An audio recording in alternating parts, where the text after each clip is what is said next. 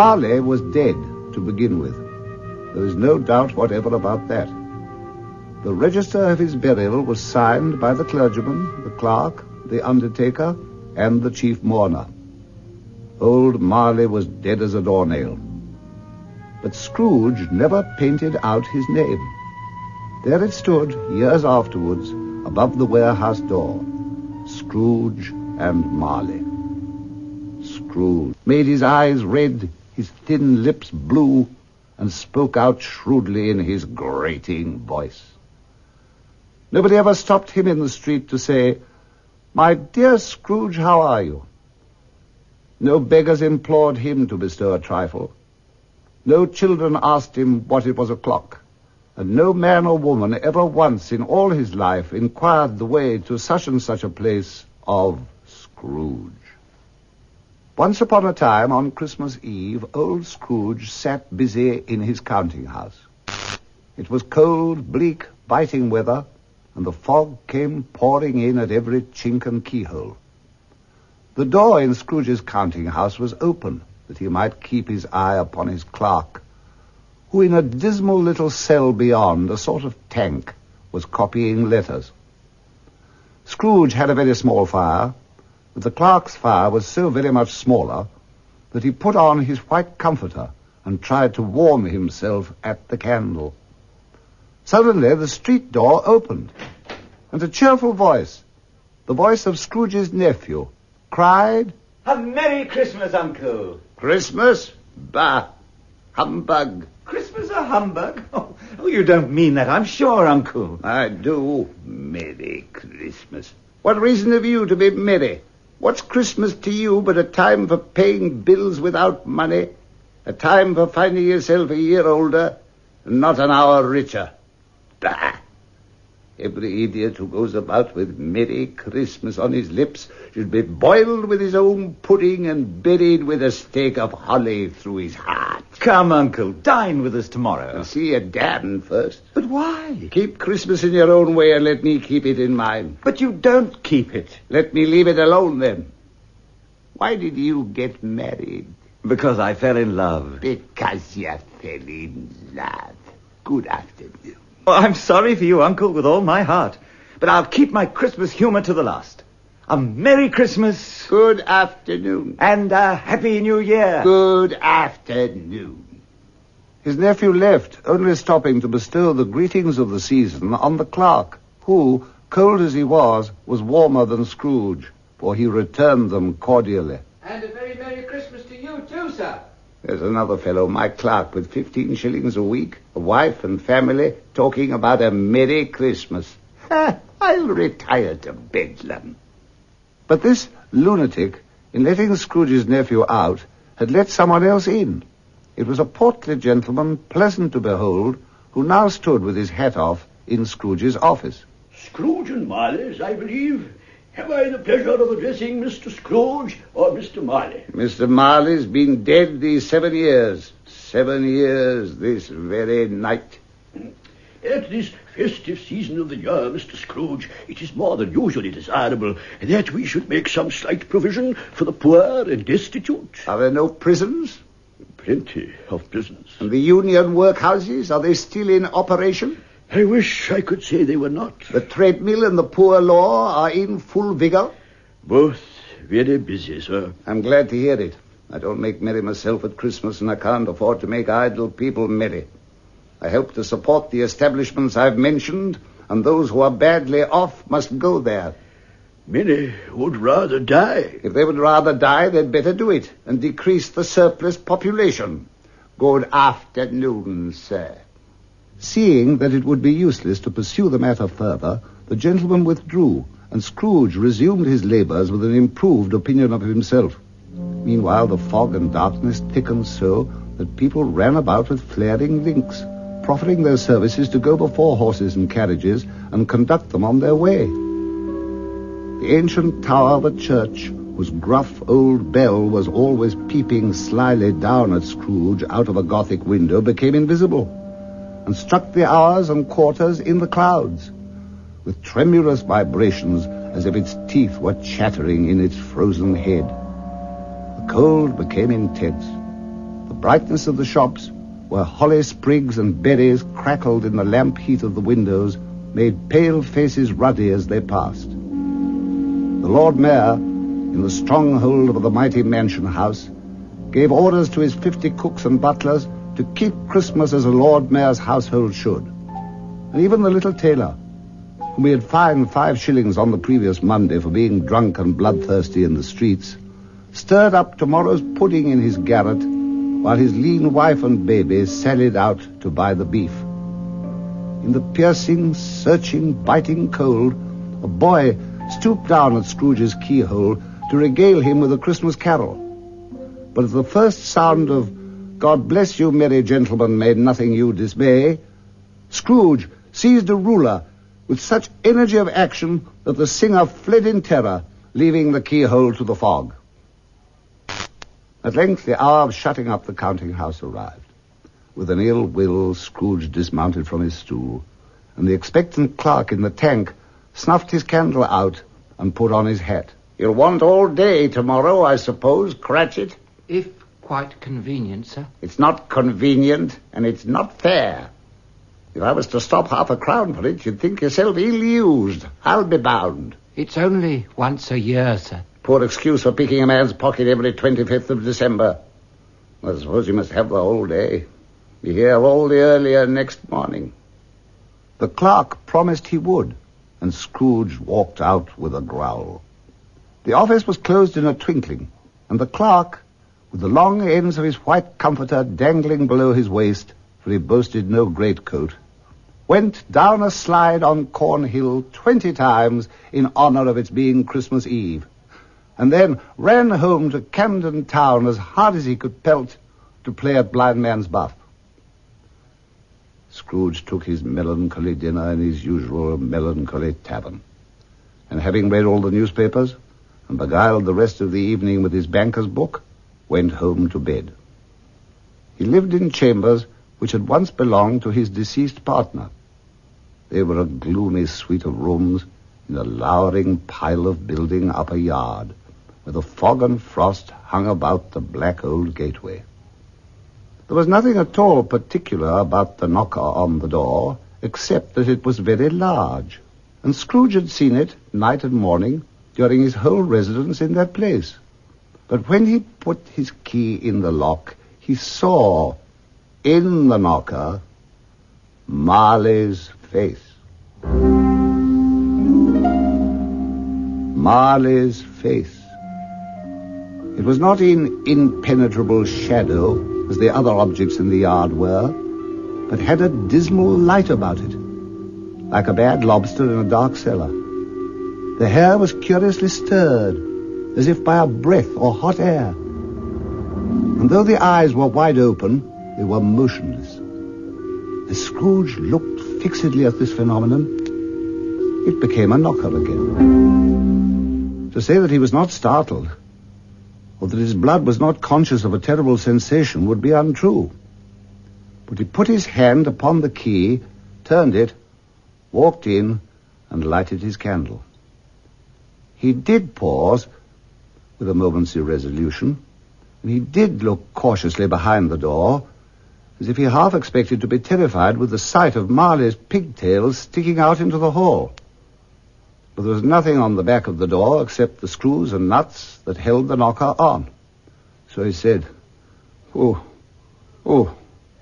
and closed it with a bang which resounded through the house like thunder. He fastened the door, walked across the hall, and up the stairs, trimming his candle as he went. Darkness is cheap, and Scrooge liked it. But this night, before he shut his own heavy door, he walked through his rooms to see that all was right. Sitting room, bedroom, lumber room. Nobody under the table, nobody under the sofa, nobody under the bed, nobody in the closet, nobody in his dressing gown, which was hanging up in a suspicious attitude against the wall.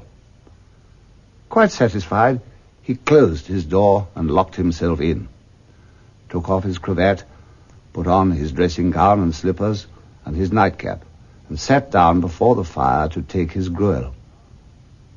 His glance happened to rest upon a bell, a disused bell, that hung in the room and communicated for some purpose now forgotten with a chamber in the highest story of the building. It was with great astonishment, and with a strange, inexplicable dread, that as he looked, he saw this bell begin to swing. It swung so softly in the outset that it scarcely made a sound. But soon it rang out loudly, and so did every bell in the house.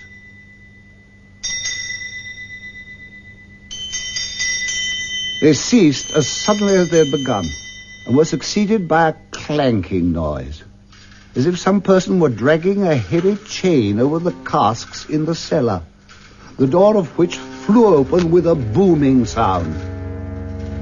Then he heard the noise much louder on the floors below, then coming up the stairs, then coming straight towards his door, then through the door and into the room. It was Marley. Marley in his pigtail, usual waistcoat, tights and boots, and with a kerchief bound around his head and chin. The chain he drew was long and wound about him like a tail. It was made of cash boxes, keys, padlocks, ledgers, deeds, and heavy purses wrought in steel. His body was transparent, so that Scrooge, observing him and looking through his waistcoat, could see the 2 buttons on his coat behind. "I won't believe it," said Scrooge to himself. And then, aloud, "What do you want with me?" "Much." "Who are you?" "Ask me who I was." "Who were you, then?" "In life I was Jacob Marley, your partner." Can you sit down?" "I can." "Do it, then." "You don't believe in me." "I don't.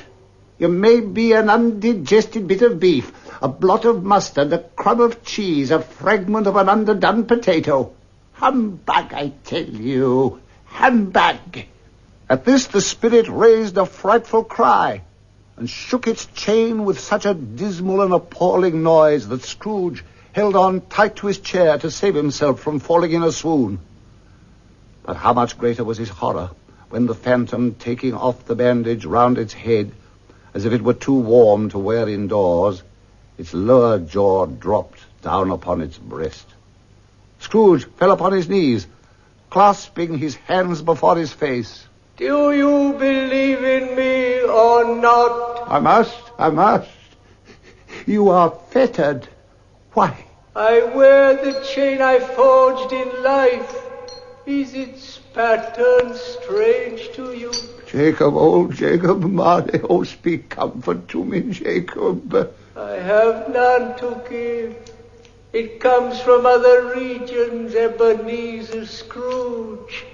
But my time is nearly gone, hear me." "I will, but don't be too hard on me, Jacob, pray." "I am here to tell you, Ebenezer, that you have yet a chance of escaping my fate." "You're always a good friend to me, Jacob. Thank ye. "You will be haunted by 3 spirits. Expect the first tomorrow when the bell tolls 1, the second on the next night at the same hour, the third upon the next night on the last stroke of 12. Remember what has passed between us." The spectre took its wrapper from the table, bound it round its head as before, rose, wound its chain over its arm, and walked backwards towards the window, which, at every step, raised itself a little, so that when the spectre reached it, it was wide open. Scrooge became sensible of confused noises in the air, incoherent sounds of lamentation and regret, and of wailing inexpressibly sorrowful. The spectre, after listening for a moment, joined in the mournful dirge, and floated out upon the bleak, dark night. Desperate in his curiosity, Scrooge ran to the window. The air filled with phantoms, wandering hither and thither, moaning as they went. Each one wore chains like Marley's ghost. Some were linked together, none were free. Their misery was that they sought to interfere for good in human matters and had lost the power forever. Whether these creatures faded into mist or mist enshrouded them, he could not tell. But they and their spirit voices faded, and Scrooge, closing the window, examined the door by which the ghost had entered. It was double locked, and the bolts were undisturbed. He tried to say humbug, but stopped at the first syllable. And being, from the emotions he had undergone, or the fatigues of the day, or his glimpse of the invisible world, or the lateness of the hour, much in need of repose, went straight to bed without undressing and fell asleep. When he awoke, it was so dark that he could scarcely distinguish the transparent window from the opaque walls of his chamber.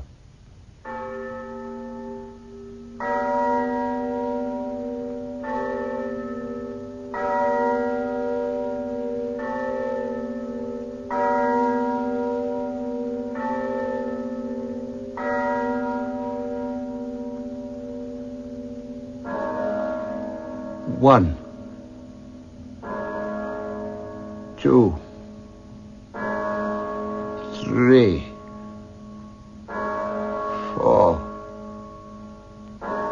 5, 6, 7, 8, 9, 10, 11, 12.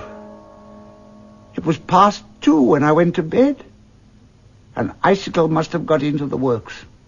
I can't have slept through a whole day and into another night. He scrambled out of bed and groped his way to the window. All he could make out that it was still very foggy and extremely cold. He went to bed again and thought and thought and thought it over and over and over. Marley's ghost bothered him exceedingly, and he remembered, on a sudden, that he'd been warned of a visitation when the bell tolled 1. A quarter past. Half past. 1:45. The hour itself and nothing else. But as the bell sounded, light flashed up in the room. The curtains of his bed were drawn aside, and Scrooge, starting up, found himself face to face with the unearthly visitor who drew them. Are you the spirit whose coming was foretold to me? I am. Who are you? I am the ghost of Christmas past. What has brought you here? Your welfare. Come. It would have been in vain for Scrooge to plead that the bed was warm, the thermometer a long way below freezing. He was clad but lightly in his slippers, dressing gown and nightcap, that he had a cold upon him. They passed through the wall and stood upon an open country road with fields on either hand.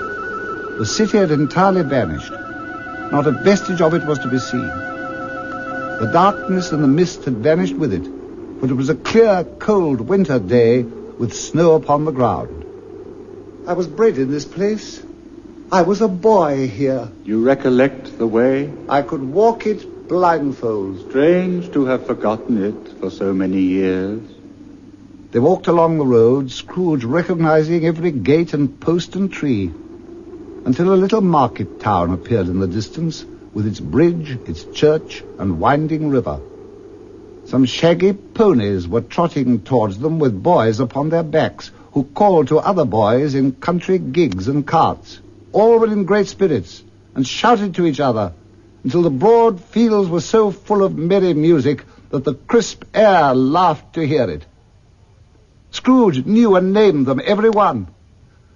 Why did his cold eye glisten and his heart leap up as they went past? Why was he filled with gladness when he heard them give each other Merry Christmas? What was Merry Christmas to Scrooge? What good had it ever done to him? They left the high road by a well-remembered lane and soon approached a mansion of dull red brick. It was a large house, but one of broken fortunes. The walls were damp and mossy, the windows broken, and the gates decayed. Fowls clucked and strutted in the stables, and the coach houses and sheds were overrun with grass. There was an earthy savour in the air, a chilly bareness in the place, which associated itself somehow with too much getting up by candlelight and not too much to eat. They went across the hall to a door which opened before them and disclosed a long, bare, melancholy room made barer still by lines of plain deal forms and desks. At one of these a lonely boy was reading near a feeble fire, and Scrooge sat down and wept to see his poor, forgotten self. What is the matter? Nothing. I wish... There was a boy singing a Christmas carol at my door last night. I should like to have given him something. That's all. The ghost smiled thoughtfully, and waving its hand, said, Let us see another Christmas. Scrooge's former self grew larger at the words, and the room became a little darker and more dirty. The panels shrunk, the windows cracked. Fragments of plaster fell out of the ceiling, and the naked laths were shown instead. But how all this was brought about, Scrooge knew no more than you. He only knew that there he was, alone again.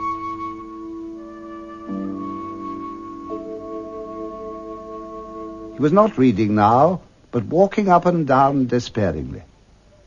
Scrooge turned to the ghost, and then glanced anxiously towards the door. Fun! Dear, dear brother, I have come to bring you home. Home, Fun? Yes, home. Father is so much kinder than he used to be. He spoke so gently to me one night that I was not afraid to ask if you might come home, and he said yes, and sent me to bring you. She clapped her hands and laughed and dragged him in her childish eagerness towards the door. When at last his trunk was tied up on the top of the chaise, they bade the schoolmaster goodbye and drove gaily away, the quick wheels dashing the hoarfrost and snow off the dark leaves of the evergreens like spray. She died, but had, I think, children. One child. True. Your nephew. Yes. Although they had but that moment left the school behind, they were now in the busy thoroughfares of a city, where shadowy passengers passed and repassed, and shadowy carts and coaches battled for the way. The ghost stopped at a certain warehouse door and asked Scrooge if he knew it. Know it? Said Scrooge. I was apprenticed here. They went in, and at the sight of an old gentleman in a Welsh wig, sitting behind such a high desk that if he'd been 2 inches taller, he must have knocked his head against the ceiling, Scrooge cried in great excitement, Why, it's old Fezziwig! Bless his heart, it's Fezziwig alive again. Old Fezziwig laid down his pen and looked at the clock, which pointed to the hour of 7. He rubbed his hands, adjusted his capacious waistcoat, and laughed all over himself, and called out, Yo-ho there, Ebenezer, Dick! Scrooge's former self, now grown a young man, came briskly in, accompanied by his fellow apprentice, Dick Wilkins, to be sure, said Scrooge. Bless me, yes, there he is. He was very much attached to me, was Dick. Poor Dick, dear, dear. Yo-ho, my boys! No more work tonight. Christmas Eve, Dick, Christmas, Ebenezer. Let's have the shutters up before a man can say Jack Robinson. You wouldn't believe how those two fellows went at it.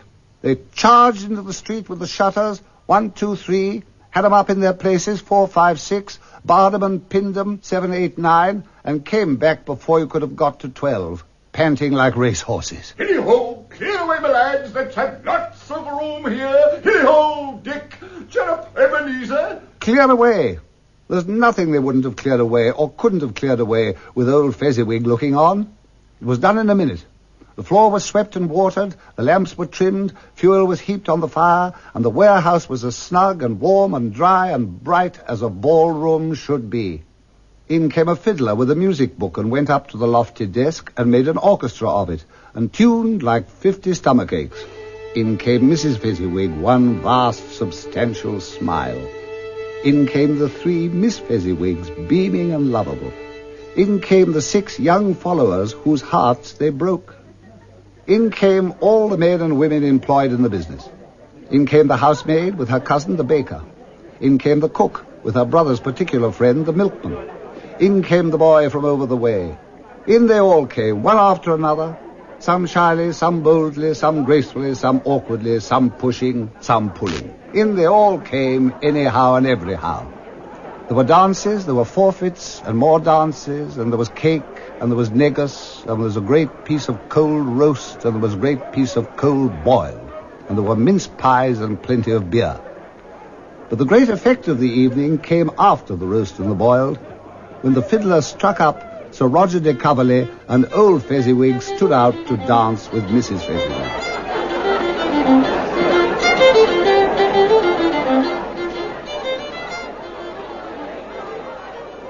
When the clock struck 11, they took their stations, one on either side of the door, and shaking hands with every person individually, wished him or her a Merry Christmas. When everybody had retired but the 2 prentices, they did the same to them. And so the cheerful voices died away, and the lads were left to their beds, which were under a counter in the back shop. A small matter to make these silly folk so full of gratitude. Small? He gave great happiness. What is the matter? Nothing. I should like to be able to say a word or two to my clerk just now. That's all. My time grows short. Come. Again Scrooge saw himself. He was older now. His face had not the harsh and rigid lines of later years, but it had begun to wear the signs of care and avarice. He was not alone, but sat by the side of a fair young girl in whose eyes were tears. A golden idol has displaced me. If it can cheer and comfort you as I would have done, I have no cause to grieve. May you be happy in the life you've chosen. Spirit, why do you torture me? Do not blame me. These were shadows of things that have been. Haunt me no longer.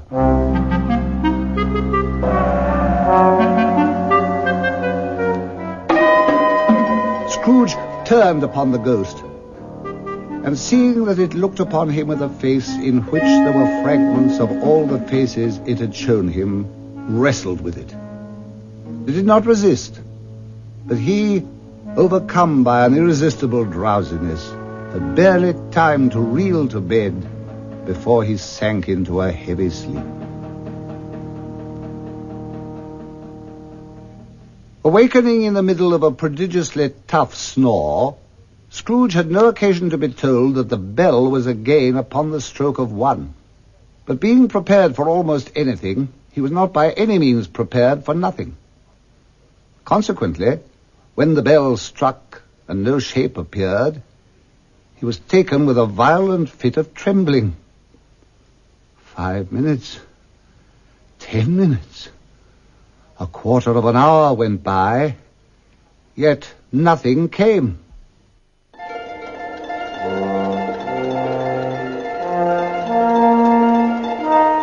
But all this time he lay upon his bed in a blaze of light, which was more alarming than a dozen ghosts. At last he began to think that the source of this ghostly light must be in the adjoining room. So he got up softly and shuffled in his slippers to the door. It was his room. There was no doubt about that.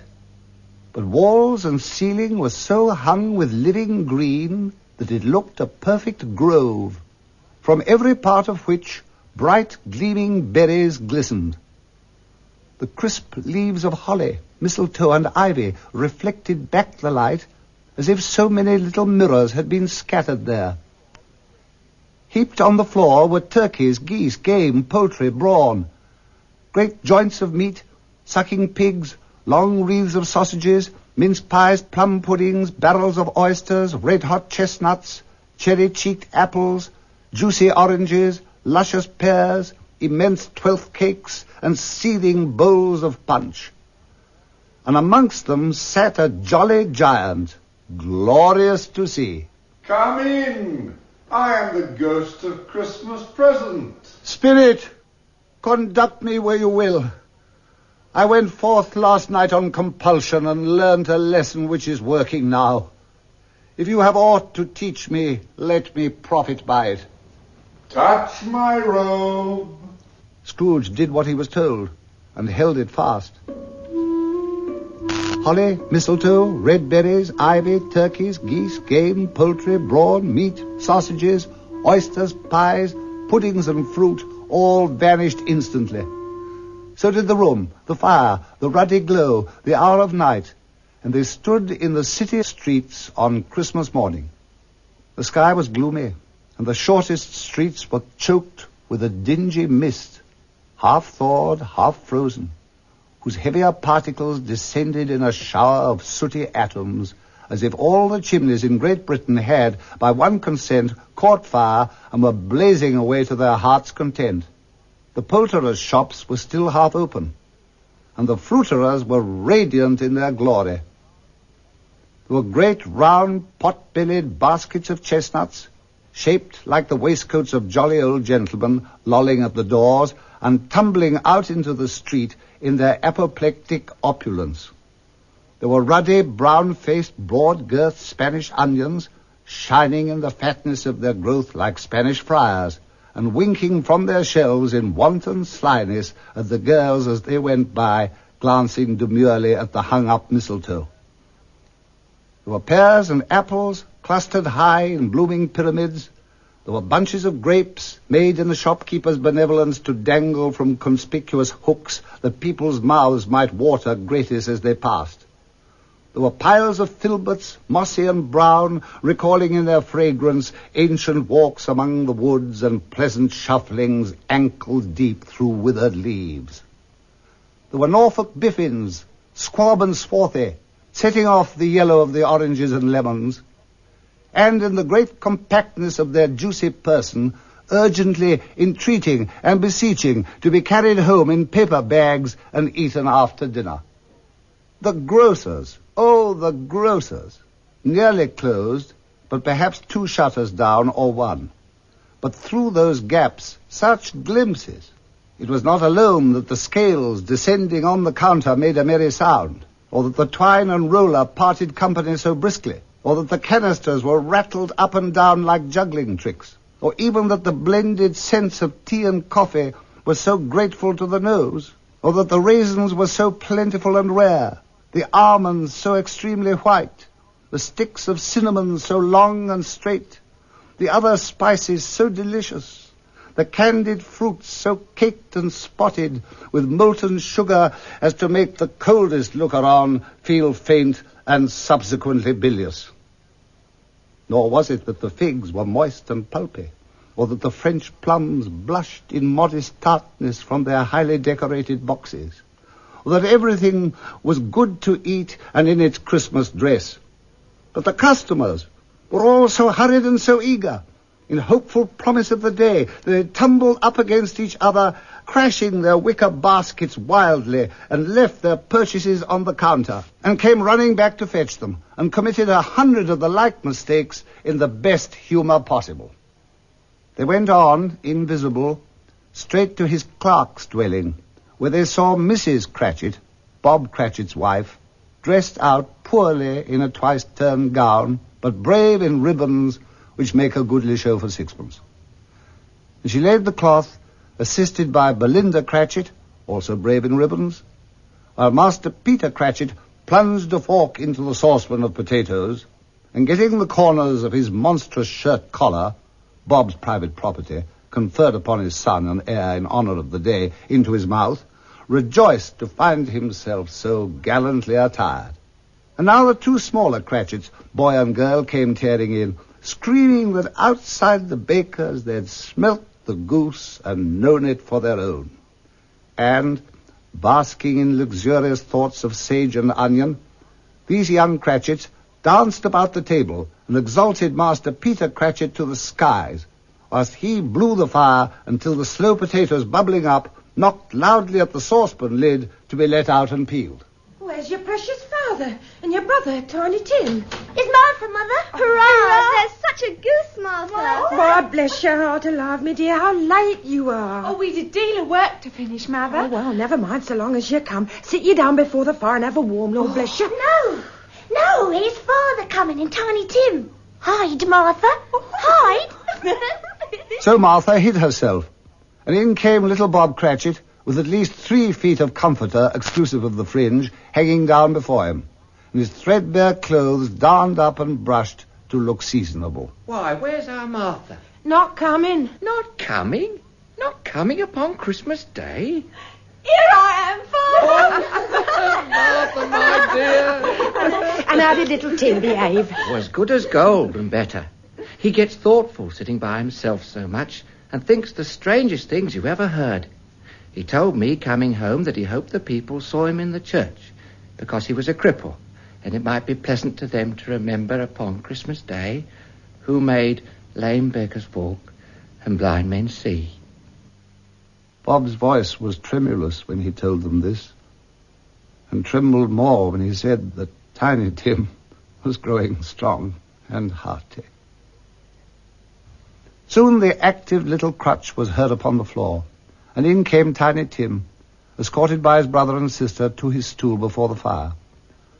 And while Bob, turning up his cuffs, as if, poor fellow, they were capable of being made any more shabby, compounded some hot mixture in a jug with gin and lemons and stirred it round and round and put it on the hob to simmer, Mrs. Cratchit made the gravy, ready beforehand in a little saucepan, hissing hot.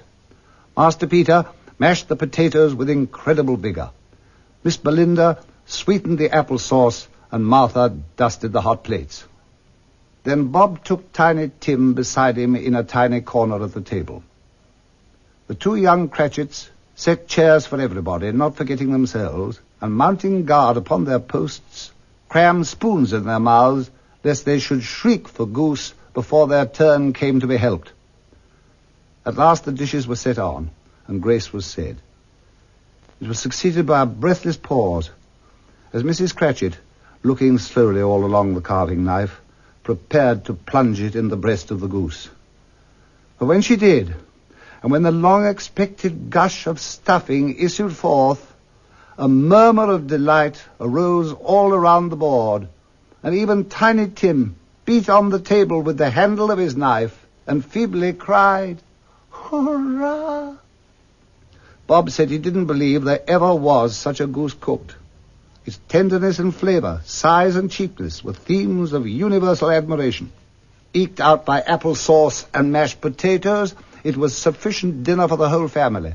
Everyone had enough, and the youngest Cratchits in particular was steeped in sage and onion to the eyebrows. But now, the plates being changed, Mrs. Cratchit left the room alone to bring in the pudding.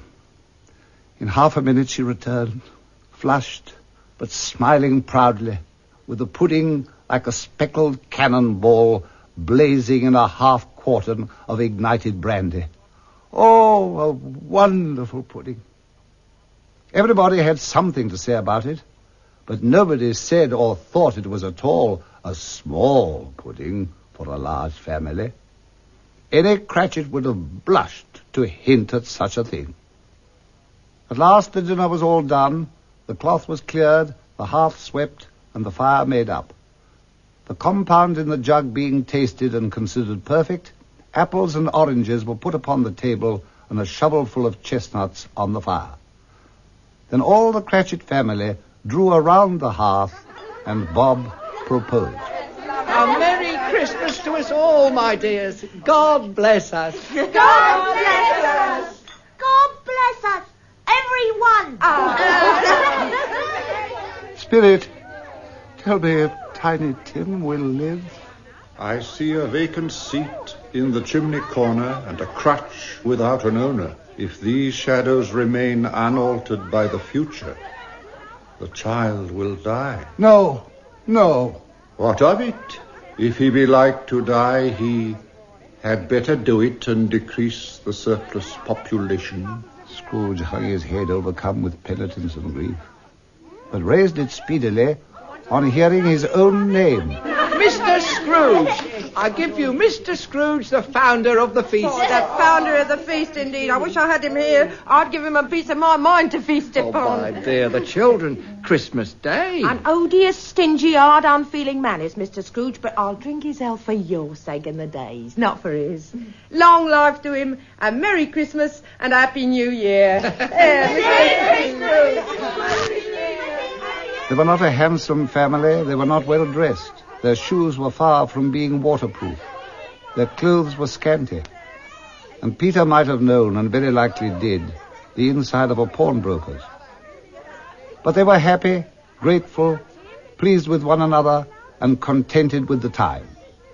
And when they faded, Scrooge had his eyes upon them, especially on Tiny Tim, until the last.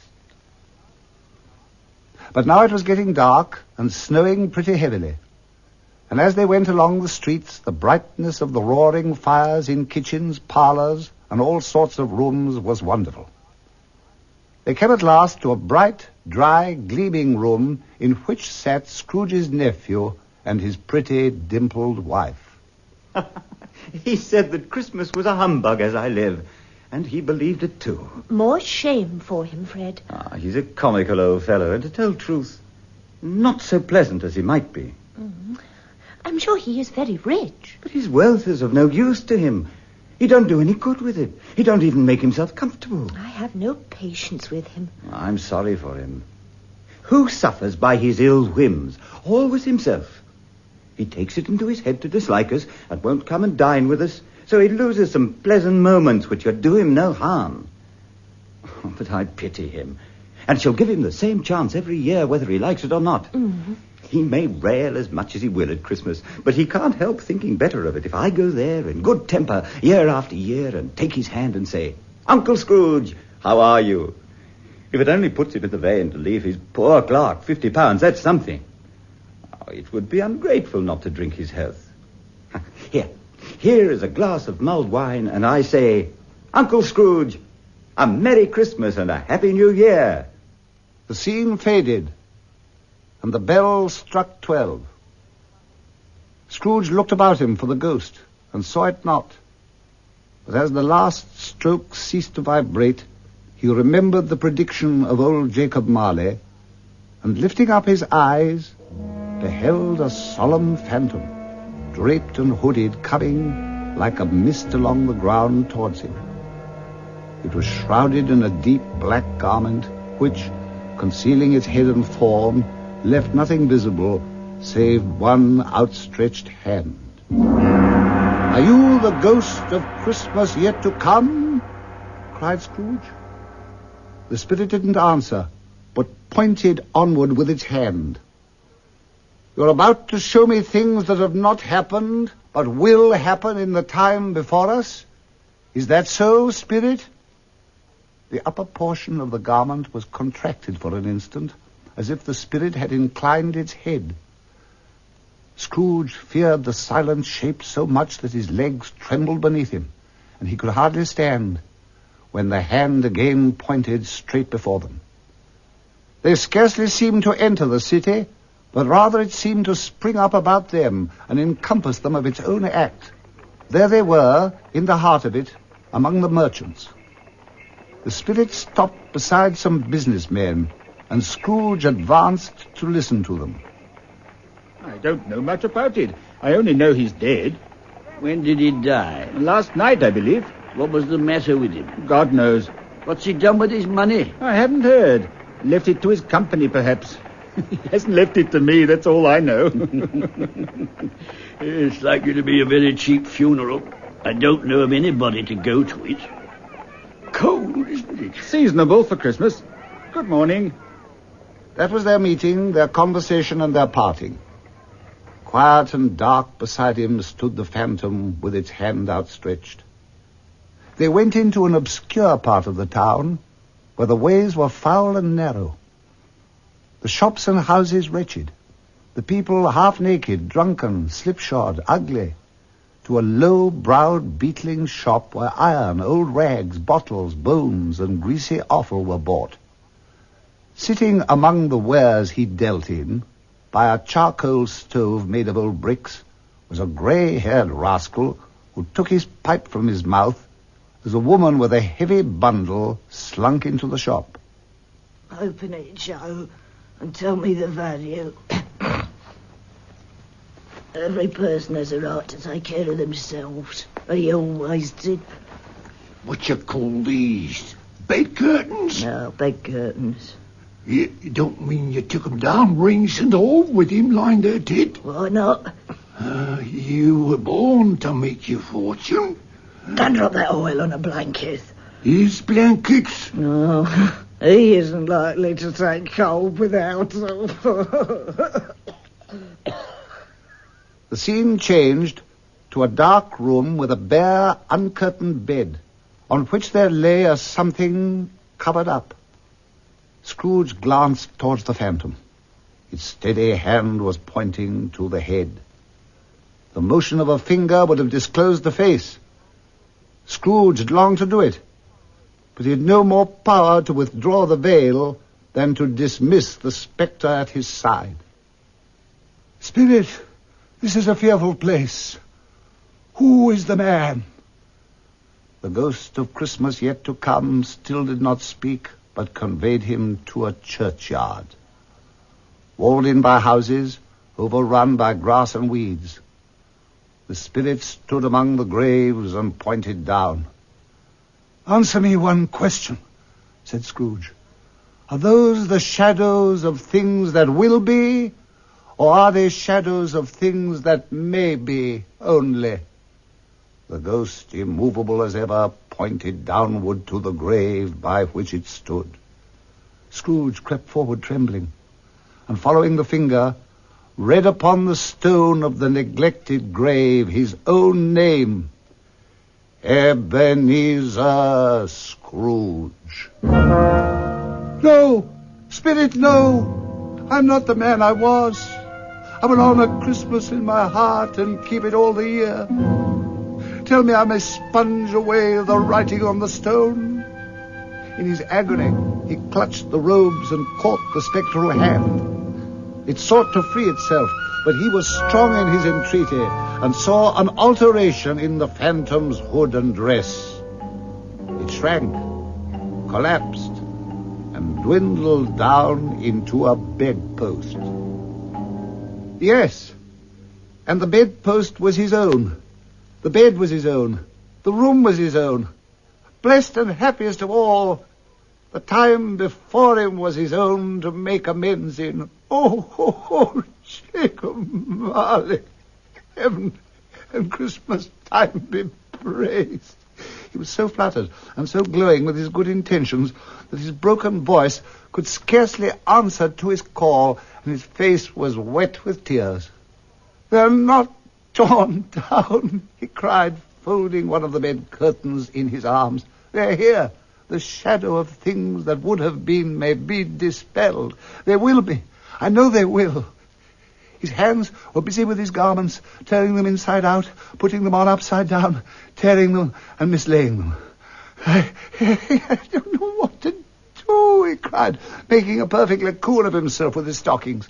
"I'm as light as a feather, as happy as an angel, merry as a schoolboy. A Merry Christmas to everybody. A Happy New Year to all the world. Hello there. Whoop. Hello. Really, for a man who'd been out of practice for so many years, it was a splendid laugh, a most illustrious laugh, the father of a long, long line of brilliant laughs. "I don't know how long I've been among the spirits. I don't know anything. I'm a baby. Hello. Whoop. Hello there." The churches rang out the lustiest peals he'd ever heard. Clash, clang, hammer, ding, dong, bell. Running to the window, he opened it and put out his head. No fog, no mist, clear, bright, jovial, stirring, cold. Golden sunlight, sweet fresh air, merry bells. Hey, boy, what's today? Hey? What's today, my fine fellow? Today? Why, Christmas Day! It's Christmas Day. I haven't missed it after all. Hello, my fine fellow. Hello! Do you know the poulterer's in the next street but one at the corner? I should hope so. Oh, an intelligent boy, a remarkable boy. Do you know whether they've sold the prize turkey that was hanging there? Not the little prize turkey, the big one? What, the one as big as me? What a delightful boy. It's a pleasure to talk to him. Yes. It's hanging there now. Is it? Go and buy it. Walker! No, I'm in earnest. Go and buy it and tell him to bring it here. Come back with the man and I'll give you a shilling.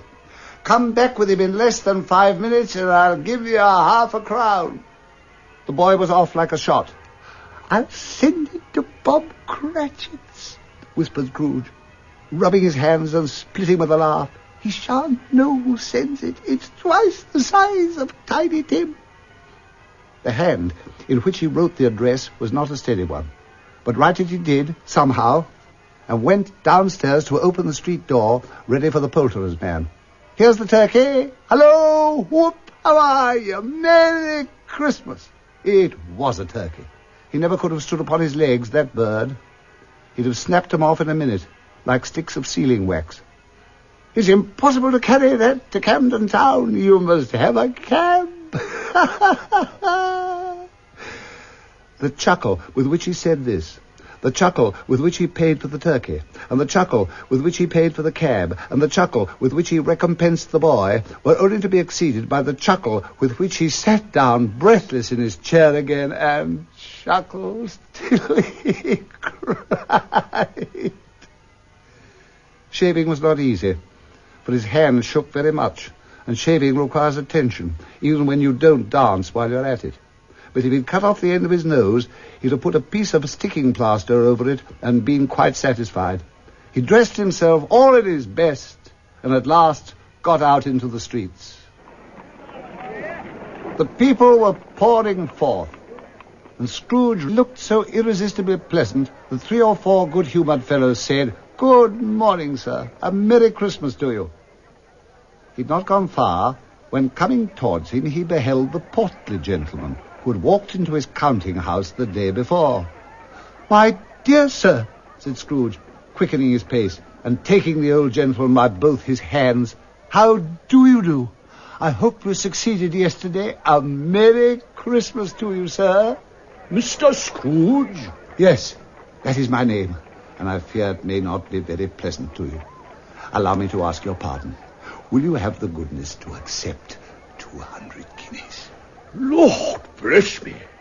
Mr. Scrooge, are you serious? Not a farthing less. A great many back payments are included. Will you do me that favour? I don't know what to say to such munificence. Don't say anything. Come and see me. Will you come and see me? I will indeed. Thank you. I'm very much obliged to you. Thank you 50 times.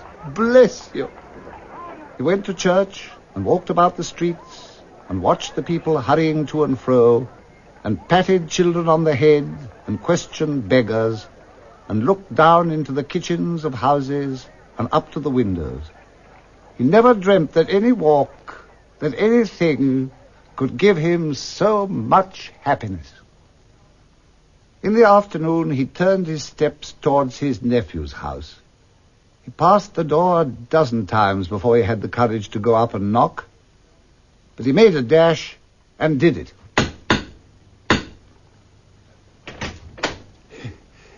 Is your master at home, my dear? Yes, sir. Where is he, my love? He's in the dining room, sir, along with mistress.